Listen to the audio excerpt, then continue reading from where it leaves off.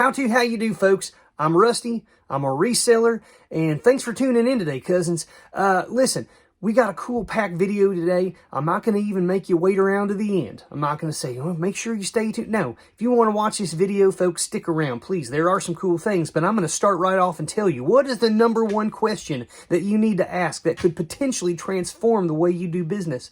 And the question is basically, how much for all of it?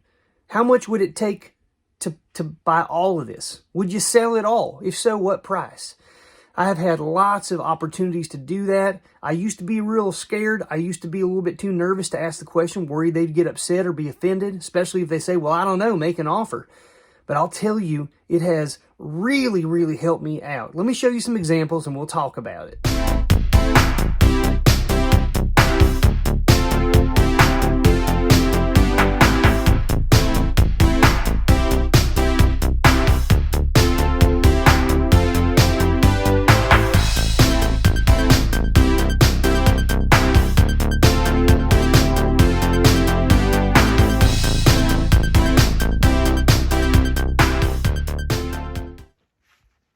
The strategy of asking if a person will sell all their items or a large lot of their items for one price is that you can get things that maybe you wanted for yourself for free. So this is not the perfect example, but it is an example. Let's say you're at a yard sale, you're at a thrift store, and they've got a large lot of items and they're all individually tagged.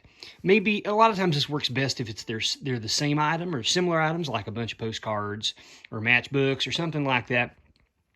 But what you do is, like, let's say you see one thing in here, like maybe you wanted this little wooden duck for yourself, or maybe you wanted this little yard sculpture or something, and you offer to buy it all. If they say yes and you get a decent price, you could sell the rest of the things, and then the thing that you wanted yourself didn't cost you anything. You got all your money back because of the profit on the little items. I love getting multiple items for one price because it gives you a lot of flexibility. You have lots of things that you can sell. Now, this is not something that everybody can do. If you're just starting out, if you're part-time, then you probably are on a fixed income. Maybe you don't have enough money. And listen, old Rusty was the same way. When I started out, folks, it was about a solid year before I could do this. But I'll tell you, I've made more money by buying whole lots of things than I have by selling things individually. There's a variety of little sculptures and different things you can see in this little lot that I got. And I'm not keeping any of these personally. These are all things for sale. But I got a good deal, several dollars off every item by buying them as a lot. And I'll sell these and I'll make more money in the long run. I definitely made a huge amount of money. A couple of years ago, I bought around 50,000 matchbooks, for example. Matchbooks like, let me see here. I'm gonna come over here. I've still got a couple of little ones here in some bags, bagged up. Here's some that are like 7-Up. You know, these old matchbooks. Here's one right here. This is America's Taste Sensation. It's a cola. Here's one for Dad's root beer. 50,000 of those, folks. I spent about $1,000, just an empty bag, about $1,000, folks. And I think I did somewhere between $12,000 and $15,000 in sales off of all of those because I bought them all. They wanted $2 a piece. How much is $2 times 50,000? Well, you do the math on that.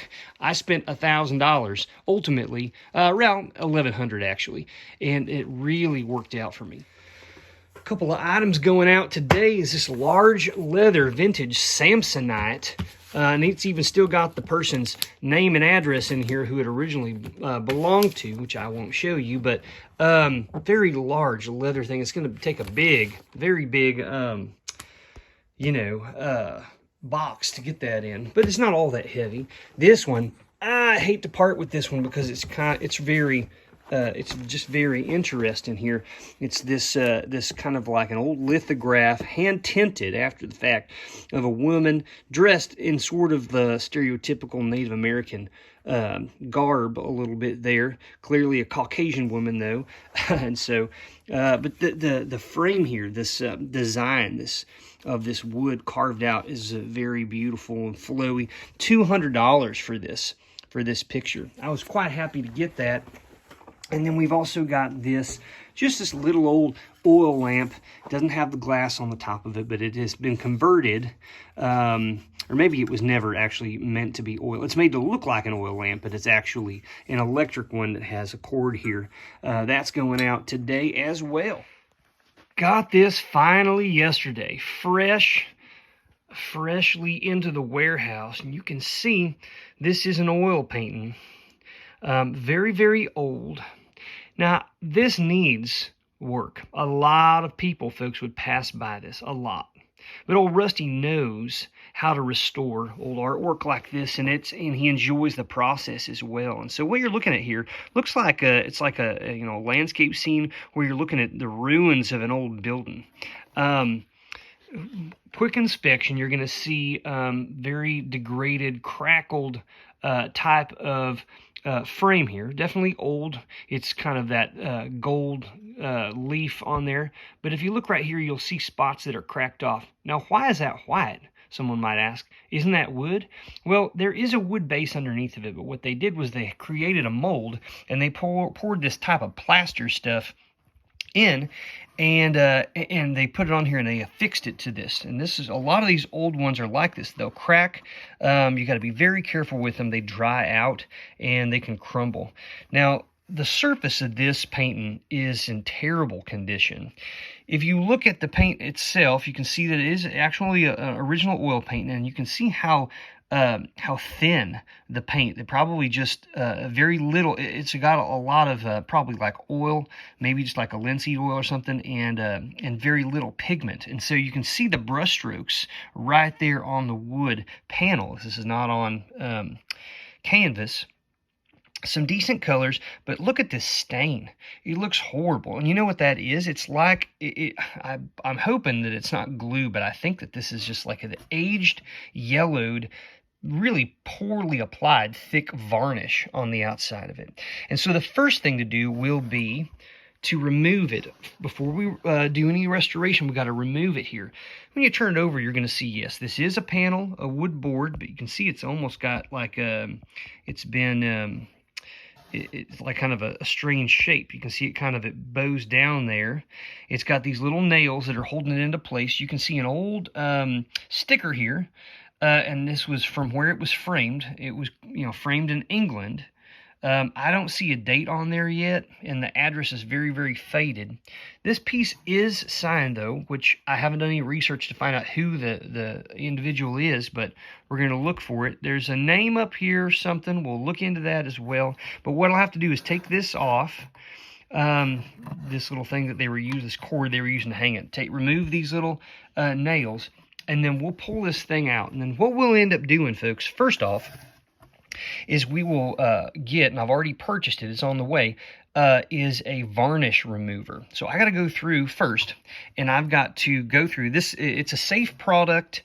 I believe the brand that I got mine from is called Winsor & Newton, and we'll go through with Q-tips and little pieces of cotton or things, and we will remove the varnish, and hopefully this whole stained area will be completely gone. Now at that point, you got to be very careful because you're down to the actual oil paint, and you don't want to damage. You just want to enhance and build back up.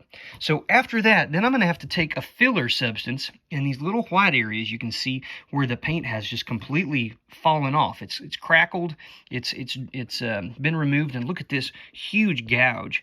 It was paint that had been gouged, and then somebody came back over it, my guess, with this really thick varnish in an attempt to prevent further crackling or further degradation or paint loss. But it should have been restored more properly than this. This is obviously like a quick fix, but it makes it look horrible, and also is not really the way you want to restore it. So what we'll do is we'll come in with it's like a putty type substance. It's white. We will fill in these little spots, and then we'll get them nice and flat, nice and slick. Then we'll put a restoration varnish over it. So what we'll end up doing at that point is we're going to protect the original coat of oil paint, okay? And then we'll come back over that and we'll paint in do some restoration paint to try to mix and match the colors and the look of all this spot. So hopefully, once we're done, all of these little white flecks in here, all these little spots, you will no longer see those. It'll just be paint. And then once we're done with that paint, then we will go through and do another final coat of varnish. I did not mention that if we need to do some cleaning of the piece after the varnish has been removed, we may do that as well. And we've got a product for that too. But I'm hoping we can make this really nice. And you know what? The frame itself, even though it's definitely not, the current style, it does fit this piece. It is the original frame that I got it in. I'm going to put it right back in this if I can, but I'm hoping that the color will be much more vibrant. I hope that we can film this, the process of this, and that we can show it to you when it's finished. I paid $30, 30 American dollars for this paint, and I don't know how old it is. My guess is from the mid to late 1800s. But I just found it fascinating, interesting looking piece, and so I'm hoping we can get this up. And once it's restored, the value will be much more than $30. I'm not exactly sure if I'm able to find out who the artist is based on this right here. It almost looks like it says a GWLL, although I don't know what that is. There are two dots, GW, I guess, LL, I don't know. We'll have to look it up. Wish me luck, folks. Real quick, folks, have you gone over and checked out the new channel? It's called What Sold. I'm not going to really harp on it right now, but doggone it, that thing has been super fun to put together for my brother and my cousin here at the warehouse. But also, in just 2 weeks' time, we're almost up to 500 subscribers. Can you believe that? That's just awesome. So many cousins have been coming over there. How cool would it be if we could get to 1,000 in 1 month's time, in 30 days? Can you help us make that happen? Hit over now. You know what? We've got a new video. It's right up there. Go check it out if you get a moment. I mean, don't leave this video, but if you want to go check it out, it's there. We've been getting through lots of jewelry in the past few weeks here. We had some large jewelry collections, things in here that we're needing to go through and ship. This is currently in the store right now on auction. Someone's going to buy this. This is what I would call like a higher end costume jewelry. There's sterling silver pieces in here like this pendant here, some earrings here, this bracelet, and then we got some other interesting pieces. We got some nice jewelry in the back there. We got a pocket, a gold tone pocket watch, an old men's, gold-filled watch, some really beautiful necklaces in here. I could sell these individually, folks, but I like to do this every once in a while, put a bunch together and throw them up so that people can get into sort of a bidding war. We got, I don't know, 20 or 30 some people watching this already. We've had several bids. We're going to get there, folks. But this is a great example of something that if you say head out to a yard sale and someone's got an old jewelry box, like I see it all the time, folks, all the time, an old jewelry holder, case, box, whatever, and they got a bunch of jewelry and they might have individual prices on it, or they might say, make an offer or something. And what I like to do is I give a cursory glance. I look at some of the stuff. So I'd be like, okay, we got some copper jewelry in here. That's sterling silver. We got some nice chains, we got some earrings, some brooches. This is a Monet brand. This is most likely a Coro. I can't remember. I'll have to look at it. One of these is Napier, maybe. This is I can tell by the two-tone look here. This is a gold-filled piece. Vintage piece. And so I in my mind, I'm saying to myself, okay, I can sell each of these pieces easily for $10 as a baseline, $10 and up. So if you just look at this and you start doing the count in your head, 10, 20, 30, 40, 50, 60, 70, 89, before long you're going to get up, we're in the $400 to $500 range, right? So somebody, if they have $5 or $8, at a yard sale on this stuff, and I say, well, what would you take for all of it? People are usually surprised by that. Well, I don't know. I mean, what do you think? And then you come up with something. You say, well, I don't know. I don't necessarily want to offend you, but would you take, what do you think? Would you do 100? And they might be like, whoa, $100? I didn't think. Oh, sure. And in your mind, you're thinking, well, I'm going to sell this for 500. So that's going to be a good day. I do this all the time, folks. And that is why it's really important to try to ask. It never hurts to ask. Someone might say no, but what's the worst they're going to say? They're just going to say no. Or maybe you talk for a while and then you figure a price out. Wanted to show you an easy little score here, folks. 50 cents on this.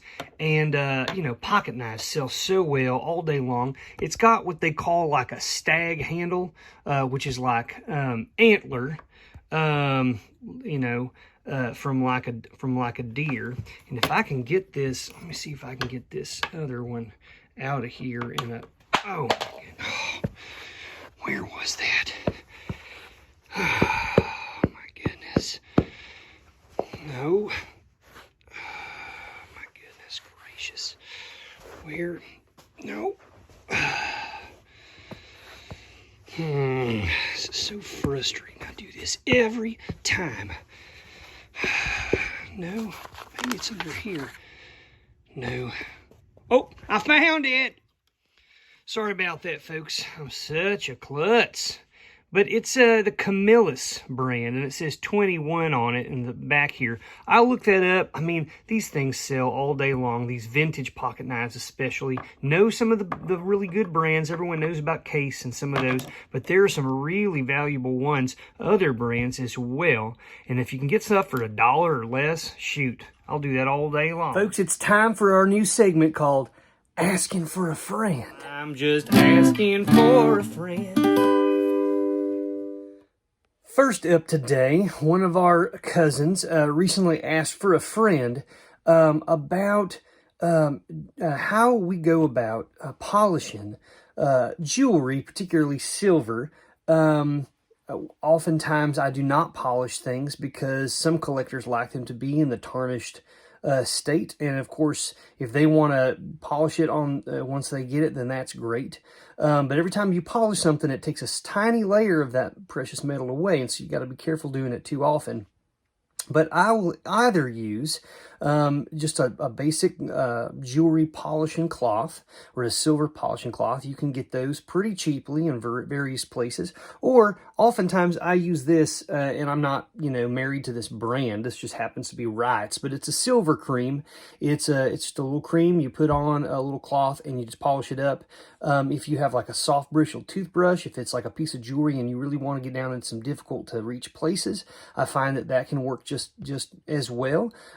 And then you just kind of rub off the excess as best you can. Now, this same cousin was asking for another friend about how I tell the difference between different types of gemstones. I would say, generally speaking, I can tell by the color and look of a gemstone oftentimes what it is. But, I mean, I could certainly be wrong, right? Because there are lots of gemstones like topaz, aquamarine, zircon, for example, that could all be the exact same color of blue, and I wouldn't necessarily know the difference. That's when you have to use a more specialized piece of equipment, and I use something called a presidium tester. Now, the thing about these is they can be pretty accurate. They're going to show you when you put the little device, touch it to it, it's going to show you essentially the hardness of it. However, you're going to have to spend money on that, and they're between $200 and $300. And so for a lot of people, if they're not getting through a lot of jewelry all that often, then that's quite a bit to spend. So if you're going to get into it and you're going to be going through a lot of jewelry, I think it makes sense, because you can then know for a fact that it is a particular stone, and when you want to list that item, you can say, this is what it is. You will want to know that something is what it is, or else someone else who buys it is likely going to either have the ability to test it or have it tested, and you're going to face potential returns, or they might get upset saying you were trying to sell them something other than the way it was described. That has happened to me in the past, and so I try to do the best I can. So I would say look into it. There are a variety of different types of testers, but just know you get what you pay for. If you buy those really cheap ones, they don't last as long. They may not be as accurate. All right, another cousin has asked for a friend, and this was related to a jewelry video, but they said, how do you scan items to price them? And that's kind of a tricky question. This isn't like looking at books and scanning barcodes kind of a thing. There are two primary ways. These are definitely not the only ways. This is just the first couple of ways that I check prices on things, is that I will use both Google Lens and also that same type of feature on the eBay platform where we primarily sell things. So if you get on your cell phone, at the very top right in the search engine, there's a little icon that looks like a camera.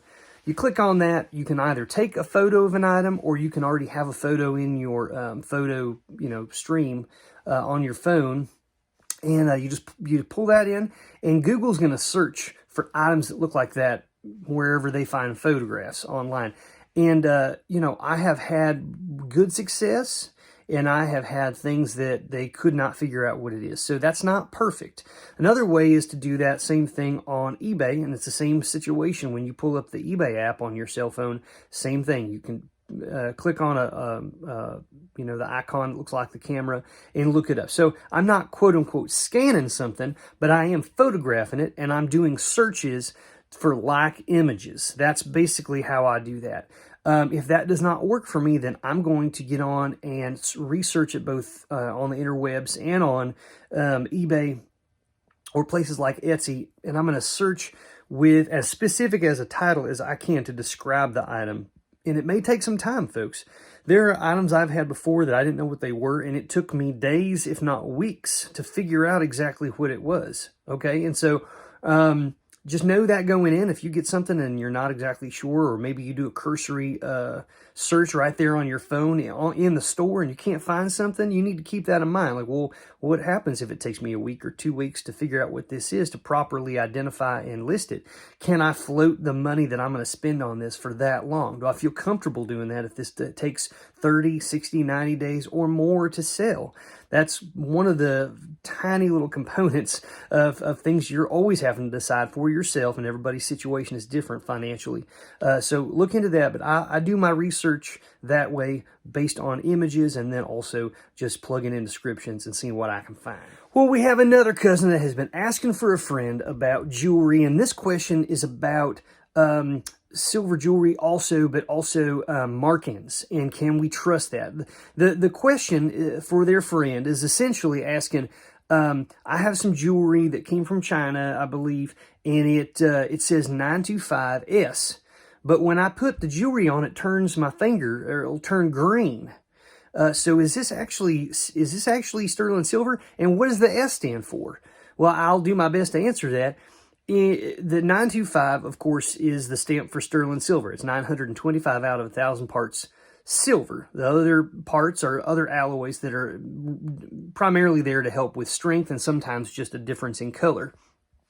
The S should mean sterling. So 925S would be 925 parts out of 1,000 sterling silver. Now, if you put that on, though, and it turns your finger green, a couple of things could be happening here. Number one, it may not be sterling silver. It may be incorrectly or intentionally trying to fool you and stamp something that it's not. There are different types of metals and alloys that will have reactions to your skin based on the oils and water and oxygen that are intermingling there between your skin and the metal.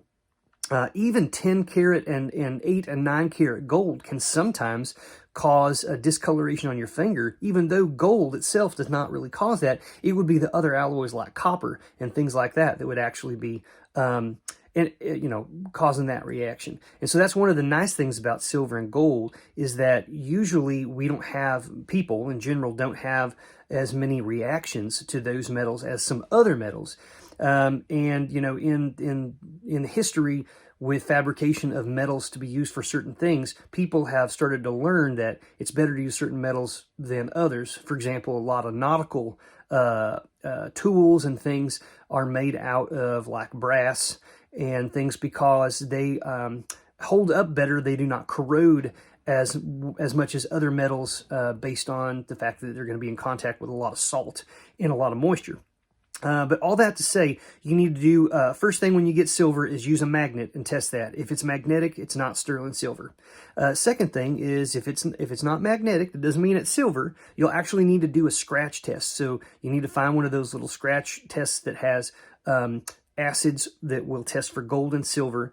Gold will tell you the actual carat purity, whether it's 10, 12, 14, 18, or up. Silver ones will only tell you if it contains silver. You won't actually know if that's 800 silver, 900 silver, 925 silver, which would be sterling. But I would test that way. Just because it has a marking does not mean it is what it is. In the last 2 weeks, I've bought 2 pieces that were marked 14K. They were yellow gold looking. They were not magnetic. I was excited. I came back and did my scratch test only to discover they were both wrong. It was a lie, folks. So sometimes people are out there to scam others, and you just got to be careful and aware of that. So good question. I hope that friend of yours can use that information. All right, one more. Just because I love to help out friends of cousins of mine the best I can. This one came recently, and I found it very fascinating. And to be honest with you, I'm still trying to figure out exactly where I land on this. But here's the question. This individual said he came across a piece of Coro jewelry. Coro is a brand that's fairly well collected. Costume jewelry, neat, decent stuff. And he said he did some research to try to find this piece. He couldn't find it. But then while inspecting more closely the piece, he discovered that there were more than one mark, more than one Coro mark. Now, the types of Coro marks, in case you don't know this, they changed the way that they branded it, and the script or non-script or kind of how it is at different time periods during the life of the company. And so that is one way to determine the general time period that piece is from. That's neither here nor there. So what I don't know is if these 2 pieces have the exact same mark, or if someone took 2 pieces from 2 different generations of Coro jewelry. But he said it appears that they had soldered them together to sort of on their own create their own piece of jewelry from 2 other pieces. And this is somewhat common, to be honest with you. People will take especially broken pieces of jewelry where there isn't much else that they could do. Maybe it was a pendant, but the little ring that you would hang it from a necklace has broken off. You can't use it as a pendant anymore. Maybe you have one earring and the other one's lost. What do you do now? People will use those, and they'll make their own creation, or they'll use some newer jewelry components and then older pieces of jewelry to make something that's functional or nice. There's all kinds of things that people do craft-wise with jewelry, which is pretty cool. But that sounds like what this gentleman's friend came across. And the question is, what's the best thing to do here? Should I try to sell? Is there a market for jewelry that is modified in this way? Would I be able to sell it? Or is it more worth trying to detach the 2 and then sell them as original pieces? I guess my answer would be based on whether or not your friend has experience doing this kind of thing. So could your friend detach them and polish them back down so that a general person looking at the jewelry would not notice that it had been manipulated in any sort of way? Like, do you have training as like a jeweler training? Do you have the pieces of equipment to file or buff that down? Cut that off and or solder things. I mean, do you know how to do that? Because if you have that expertise, it may be worth a shot. But I can say that there is a market for modified jewelry out there, and also you wouldn't even necessarily have to say that this is modified jewelry. You could just say, here is a piece of costume jewelry. You could say it appears to have 2 marks, so this may be 2 pieces stuck together, but I'm not the one that did it, so your guess is as good as mine, and just see if someone wants to buy it. I've not actually done this for jewelry, but I can say that for certain types of collectibles like action figures and other things, there's a huge market. For example, Star Wars toys, vintage Star Wars action figures.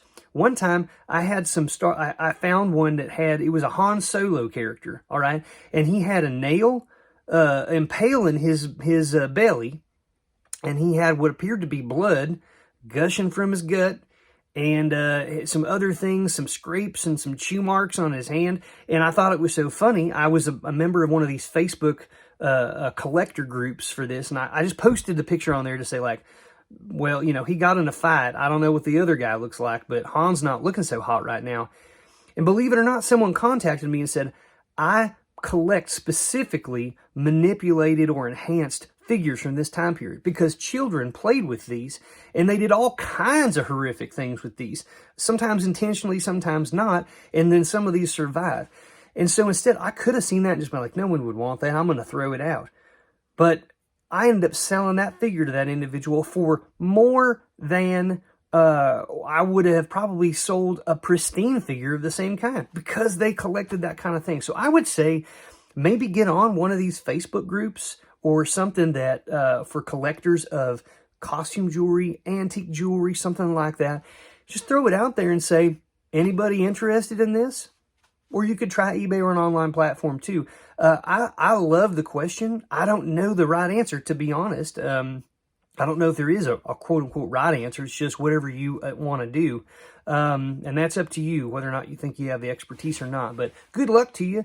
If you think about it, if that friend is willing to share that information with you, then maybe you could pass it along to our cousins on the channel, because other people might be encountering that as well. Thanks so much for the question. All right, folks, I just got an item, and I have no idea what it is. We got to call in our friend Rusty, the lead detective.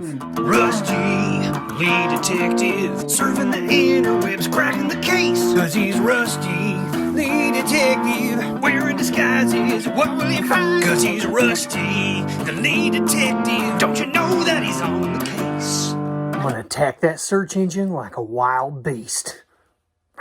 Oh no, folks, while we were doing the promo, I got a call back from the lead detective, and he's on another case today. He can't even get out here. So my only hope here is that one of you can help me out. I'm going to show you this item I got today.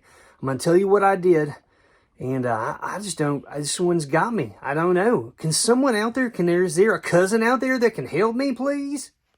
Here it is, folks. I bought this for $1.50 at the old Kiwanis shop. And it's this little... almost like I guess like a glass carafe of some kind, like a beaker. It's not that I don't know what the vessel might be. Here's what I don't know. Do you see this markings right here? Look at these markings. Let's see if I can get it. There you go. It's NW with a plus over it. What looks to be like a 1, maybe a line. 5, maybe that's an A, C, and then 72. 72. My guess is a 72 is maybe 72 ounces, possibly, that this holds. But I've never seen this marking before. I looked it up on Google Lens. Nothing. I looked it up in eBay. Nothing. I even wrote it out on a piece of paper with Sharpie, as exact as I possibly could. Did the same process again. Nothing. I looked up glass carafes on eBay. I couldn't find another one like it. So what I don't know is, who's the manufacturer of this? Is this made to hold liquid to drink? Or is this some sort of like science room, like laboratory based thing? Does anybody know what this is? I'll be awful appreciative if any cousin out there can help me out. Well, that's it for today, folks. Get over there to What's Sold. If you want to know what we had and what we sold and what we made on it, it's over there. All right, toodles. Beat-o, boop, boop, let's go make some money. Rusty, Rusty, Rusty, how to. Rusty, Rusty, Rusty, how to. Rusty,